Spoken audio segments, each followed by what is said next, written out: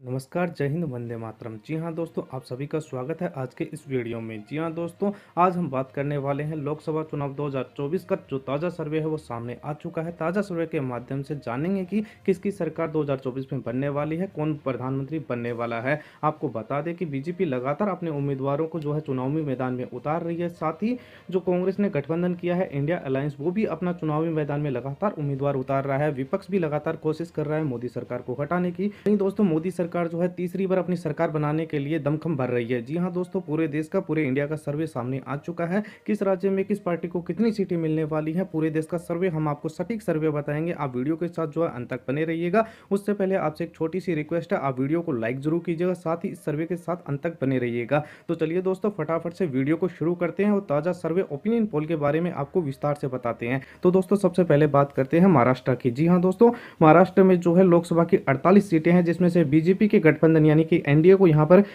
48 सीटों के अंदर से 35 सीटें जो हैं जीतने की उम्मीद जताई जा रही है। वहीं ताजा ओपिनियन पोल के हिसाब से महाराष्ट्र में जो है इंडिया गठबंधन को यानी कि कांग्रेस को सिर्फ और सिर्फ 10 सीटों पर ही सिमटना होगा और वहीं अन्य पार्टियों को जो है यहां पर 3 सीट मिल सकती हैं। इसी के हिसाब से दोस्तों, अगले राज्य की बात करें तो अगला राज्य झारखंड है। झारखंड में 14 लोकसभा की सीटें हैं, जिसमें से बीजेपी के एनडीए गठबंधन को यहां पर 9 सीटें मिलेंगी। वहीं कांग्रेस के इंडिया अलायंस गठबंधन को यहां पर 4 सीटें मिलने की उम्मीद जताई जा रही है। जी हाँ दोस्तों, झारखंड के अंदर भी जो है बीजेपी एक अच्छी पार्टी और मजबूत पार्टी के रूप में सामने आ रही है। वहीं इंडिया अलायंस को यहां पर सिर्फ 4 सीटें मिलेंगी, वहीं अन्य के खाते में भी यहां पर 1 सीट जाएगी। वहीं दोस्तों, भारत के अगले राज्य की बात करें तो हरियाणा में 10 लोकसभा की सीटें हैं, जिसमें से यहां पर एनडीए के खाते में जो है 5 सीटें जाएंगी, वहीं इंडिया अलायंस के खाते में भी 5 सीटें जाएंगी। जी हाँ दोस्तों, हरियाणा के अंदर जो है बीजेपी और कांग्रेस दोनों के बीच ही कड़ी टक्कर हमें देखने को मिल रही है। दोनों को ही 5-5 सीटें यहां पर मिलेंगी। दोनों ही पार्टियां जो है इस राज्य में अपना दमखम दिखा रही हैं। वहीं दोस्तों, अगले राज्य की बात करें तो अगला राज्य है मध्य प्रदेश। जी हाँ दोस्तों, मध्य प्रदेश का ताजा ओपिनियन पोल सर्वे हमारे सामने आ चुका है। यहाँ पर 29 लोकसभा की सीटें हैं, जिसमें से एनडीए यानी कि बीजेपी को यहाँ पर 29 में से 23 सीटें जीतने की उम्मीद जताई जा रही है। ताजा ओपिनियन पोल के अंदर 23 सीटों पर जो है बीजेपी जीतती हुई दिखाई दे रही है। वहीं इंडिया अलायंस यानी कांग्रेस जो है 6 सीटों पर यहाँ पर जीत दर्ज कर सकती है। जी हाँ दोस्तों, मध्य प्रदेश में भी बीजेपी का जो है दम काफी ज्यादा दिख रहा है। बीजेपी को अच्छी खासी सीटें यहाँ पर मिलती हुई दिख रही है। वहीं कांग्रेस के इंडिया अलायंस गठबंधन को जो है यहाँ पर महज 6 सीटों पर ही सिमटना होगा। वहीं दोस्तों, अगले राज्य की बात करें तो अगला राज्य है छत्तीसगढ़। जी हाँ दोस्तों, छत्तीसगढ़ में 11 लोकसभा की सीटें हैं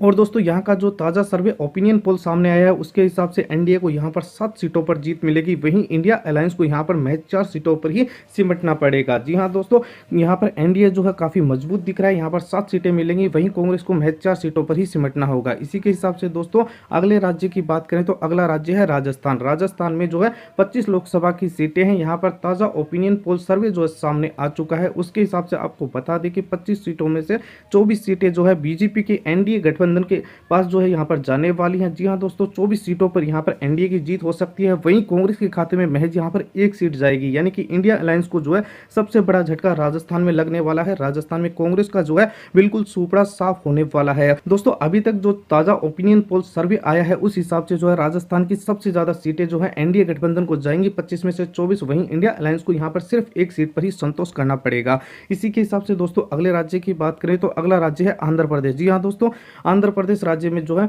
25 लोकसभा की सीटें हैं, जिसमें से 10 सीटों पर एनडीए की जीत होगी। वहीं इंडिया गठबंधन को यहां पर 6 सीटें मिलेंगी, वहीं अन्य के खाते में यहां पर यानी कि क्षेत्रीय पार्टियों के खाते में यहां पर 9 सीट जाती हुई दिख रही हैं। जी हां दोस्तों, आंध्र प्रदेश में जो है क्षेत्रीय पार्टियों का अच्छा दबदबा दिख रहा है, जबकि एनडीए को भी यहां पर 10 सीटों पर जीत मिलेगी, लेकिन इंडिया अलायंस को यहां पर महज 6 सीटों पर ही संतुष्ट होना पड़ेगा। वहीं दोस्तों, अगले राज्य की बात करें उससे पहले आपसे एक छोटी सी रिक्वेस्ट है, अगर आपने अभी तक इस वीडियो को लाइक नहीं किया तो लाइक कीजिएगा। साथ ही आप जो है 2024 में किससे प्रधानमंत्री देखना चाहते हैं, आप जो है नरेंद्र मोदी को प्रधानमंत्री एक बार फिर से देखना चाहते हैं, फिर राहुल गांधी को या किसी और को, अपनी राय जो है कमेंट बॉक्स में दीजिएगा। साथ ही आपके स्टेट और आपके राज्य में जो है किस पार्टी का जो है अच्छा प्रदर्शन दिख रहा है, आप किसे चुनना चाहते हैं, अपनी राय जो है हमें कमेंट करके जरूर बताइएगा। वहीं दोस्तों, अगले राज्य की बात करें तो अगला राज्य ओडिशा है। ओडिशा में 21 लोकसभा की सीटें हैं, जिसमें से एनडीए को यहां पर 11 सीटों पर जीत मिल सकती है, वहीं इंडिया अलायंस को यहां पर 4 सीट मिल सकती है। साथ ही अन्य के खाते में यहां पर 6 सीटें जा सकती हैं। जी हां दोस्तों, क्षेत्रीय पार्टियों को यहां पर 6 सीटों पर जीत मिल सकती है। इंडिया अलायंस को महज यहाँ पर ओडिशा में 4 सीटें मिलेंगी, जबकि एनडीए गठबंधन को यहाँ पर 11 सीटों पर जीत मिल सकती है, अभी तक का जो ताज़ा ओपिनियन पोल सर्वे आया है उसके हिसाब से। वहीं दोस्तों अगले राज्य की बात करें तो तेलंगाना में 17 लोकसभा की सीटें हैं, जिसमें से यहाँ पर एनडीए को सिर्फ 5 सीट मिलेंगी और वहीं इंडिया अलायंस यानी कांग्रेस को यहाँ पर 10 सीटें मिल सकती हैं, साथ ही अन्य क्षेत्रीय पार्टियों को यहाँ पर 2 सीटें मिल सकती हैं। जी हाँ दोस्तों, तेलंगाना में जो है एनडीए का प्रदर्शन इतना अच्छा नहीं रहने वाला, यहाँ पर सिर्फ बीजेपी को 5 सीटें मिलेंगी, जबकि कांग्रेस यहाँ पर 10 सीटों पर जो है जीत हासिल कर सकती है। वहीं दोस्तों अगले राज्य की बात करें तो अगला राज्य बिहार है। बिहार में यहाँ पर 40 लोकसभा की सीटें हैं। जी हाँ दोस्तों, बिहार में 40 लोकसभा की सीटें हैं, जिसमें से एनडीए के खाते में यहाँ पर 30 सीटें जा सकती हैं, साथ ही इंडिया अलायंस के खाते में यहाँ पर 10 सीटें जा सकती हैं। जी हाँ दोस्तों, बिहार में जो है यानी बीजेपी का जो दमखम है वो काफ़ी अच्छा दिख रहा है, प्रदर्शन काफ़ी अच्छा रहने वाला है। बीजेपी को जो है बिहार के अंदर 30 सीटें मिलेंगी, वहीं कांग्रेस का जो इंडियन अलायंस गठबंधन है उसको यहाँ पर 10 सीटें मिलेंगी ताज़ा ओपिनियन पोल सर्वे के हिसाब से। वहीं दोस्तों अगले राज्य की बात करें तो अगला राज्य है पश्चिम बंगाल। जी हाँ दोस्तों, पश्चिम बंगाल में जो है 42 सीटें हैं और 42 सीटों में से जो है एनडीए को यहाँ पर 15 सीटों पर जीत मिल सकती है, साथ ही इंडिया अलायंस को यानी कि कांग्रेस के साथ जिन पार्टियों का गठबंधन है उस गठबंधन को यहाँ पर 27 सीटें मिल सकती हैं। यहाँ पर दोस्तों आपको बता दें कि टीएमसी को जो है यहाँ पर 20 से ज़्यादा सीटें मिल सकती हैं। जी हाँ दोस्तों, ममता बनर्जी की जो पार्टी है टीएमसी, उसको यहाँ पर 20 से ज़्यादा सीटें मिल सकती है। अभी तक यहाँ पर कांग्रेस और टीएमसी का गठबंधन हुआ नहीं है, अभी वो बातें चल रही हैं। गठबंधन की अगर हो जाता है तो यानी कांग्रेस को यहाँ पर 27 सीटें मिलेंगी, अगर गठबंधन नहीं होता है तो कांग्रेस को महज 6 से 7 सीट मिलेगी, वहीं 20 सीटें टीएमसी ले जाएगी और एनडीए को यानी कि एनडीए को यहाँ पर 15 सीटें मिल सकती हैं। वहीं दोस्तों अगले राज्य की बात करें तो अगला राज्य जो है वो है तमिलनाडु। जी हाँ दोस्तों, तमिलनाडु में 39 लोकसभा की सीटें हैं, जिसमें से ताज़ा ओपिनियन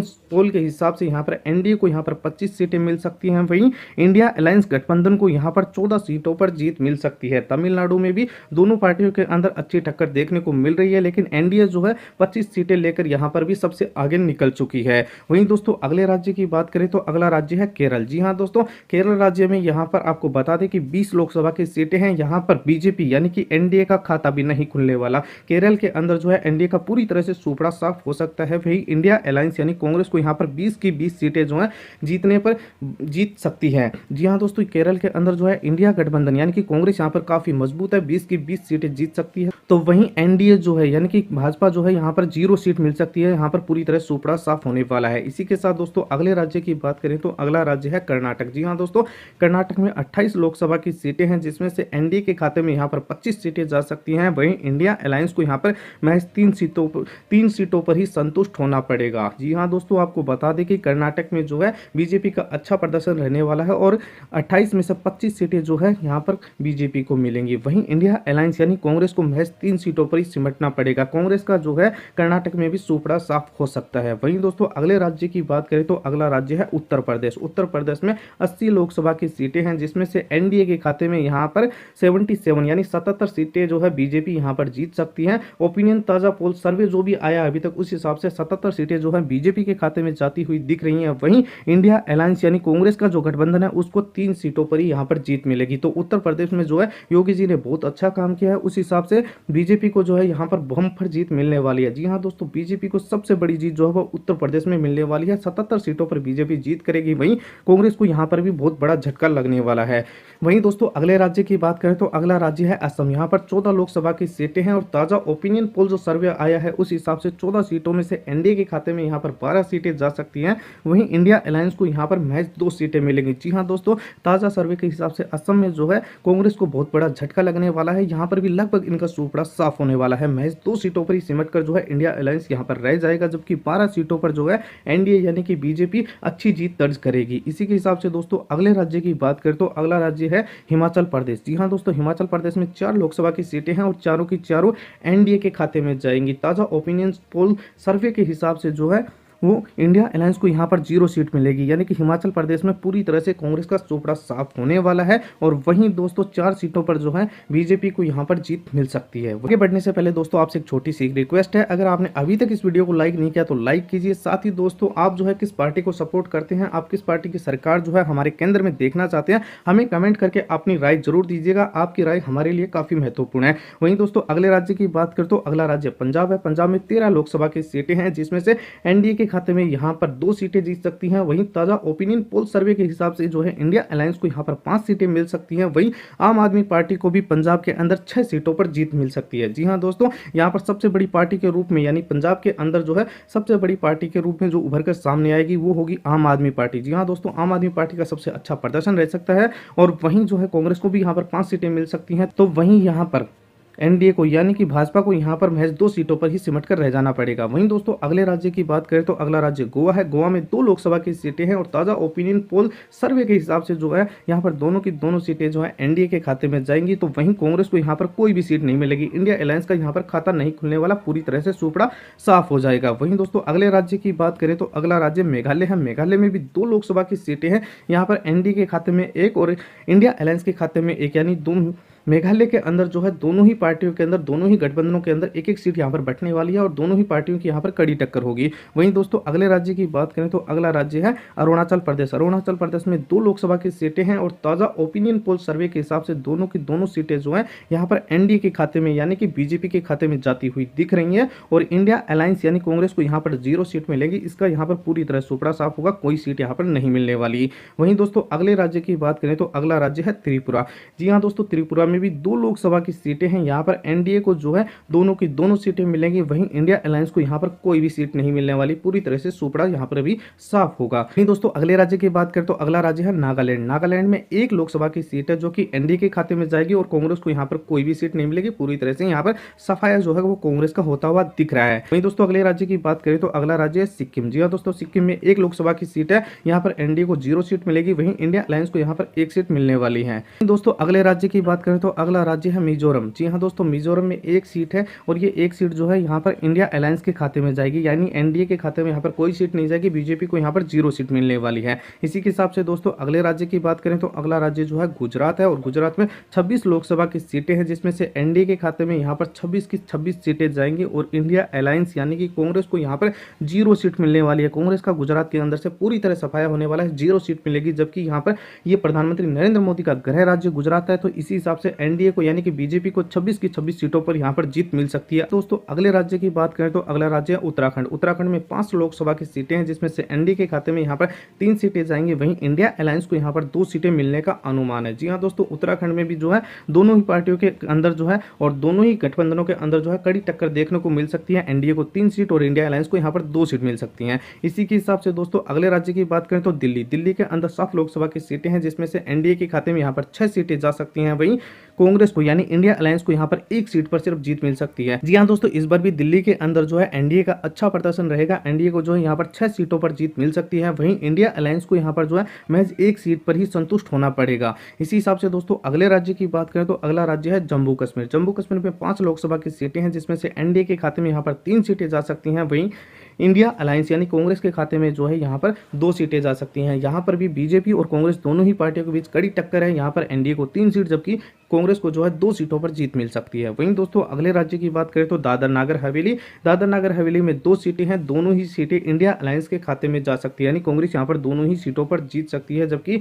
एनडीए यानी कि बीजेपी को यहाँ पर 0 सीट मिलेगी दादर नागर हवेली के अंदर। वहीं दोस्तों अगले राज्य की बात करें तो लक्षद्वीप। जी हाँ दोस्तों, लक्षद्वीप में 1 लोकसभा की सीटें हैं और जो कि एनडीए के खाते में जाएगी और इंडिया अलायंस को यहाँ पर 0 सीट मिलेगी। इसी हिसाब से दोस्तों अगले राज्य की बात करें तो हमारा जो अगला राज्य है वो है चंडीगढ़। चंडीगढ़ में भी 1 लोकसभा की सीट है और एनडीए के खाते में ये 1 सीट जा सकती है। इंडिया अलायंस को यहाँ पर यानी कांग्रेस को यहाँ पर भी 0 सीट पर ही संतुष्ट होना पड़ेगा। इसी हिसाब से दोस्तों अगले राज्य की बात करें तो लद्दाख। लद्दाख के अंदर भी 1 लोकसभा की सीट है और ये एनडीए के खाते में नहीं जाएगी। इंडिया अलायंस को जो यहाँ पर 1 सीट पर जीत मिल सकती है और यहाँ पर एनडीए यानी बीजेपी को जो है यहाँ पर कोई भी सीट नहीं मिलेगी, 0 पर ही संतुष्ट होना पड़ेगा। वहीं दोस्तों अगले राज्य की बात करें तो अगला राज्य है पुडुचेरी। पुडुचेरी में 1 लोकसभा की सीट है जो कि एनडीए के खाते में जा सकती है और इंडिया अलायंस को यहाँ पर 0 सीट मिलेगी। वहीं दोस्तों अगले राज्य की बात करें तो अगला राज्य है अंडमान निकोबार। अंडमान निकोबार में 1 लोकसभा की सीट है जो कि एनडीए के खाते में जाएगी और इंडिया अलायंस यानी कि कांग्रेस को यहाँ पर 0 सीट मिलेगी। वहीं दोस्तों अब बात कर लेते हैं संपूर्ण भारत की कुल सीटों की। 543 सीटों का पूरा सर्वे हमने आपको स्टेट वाइज बताया। अब 543 सीटों का पूरा सर्वे बताते हैं कि किस पार्टी को कितनी सीटें मिलने वाली हैं। तो दोस्तों आपको बता दें कि कुल 543 सीटों में से जो है एनडीए यानी कि बीजेपी को जो है यहाँ पर 371 से ज़्यादा सीटें मिल सकती हैं। वहीं इंडिया अलायंस यानी कांग्रेस को यहाँ पर जो है 140 से ज़्यादा सीटें मिल सकती हैं। वहीं अन्य पार्टियों को जो है यहाँ पर 32 सीटें मिल सकती हैं, यानी क्षेत्रीय पार्टियों को यहाँ पर 32 सीटें मिलेंगी। वहीं इंडिया अलायंस को 140 के आसपास सीटें मिल सकती हैं। वहीं दोस्तों एनडीए गठबंधन को यानी बीजेपी को यहाँ पर एक बार फिर से संपूर्ण बहुमत यानी कि पूर्ण बहुमत जो है वो मिल सकता है। एक बार फिर से प्रधानमंत्री नरेंद्र मोदी जो है अपनी सरकार बना सकते हैं। और वहीं कांग्रेस जो है विपक्ष का अच्छा रोल निभा रही है, लेकिन फिर से एक बार बहुमत से काफी दूर रह चुकी है, इसको बहुमत नहीं मिलने वाला। वैसे दोस्तों आपको ये सर्वे कैसा लगा हमें कमेंट करके जरूर बताइएगा। आपका वीडियो देखने के लिए बहुत बहुत धन्यवाद। जय हिंद, वंदे मातरम।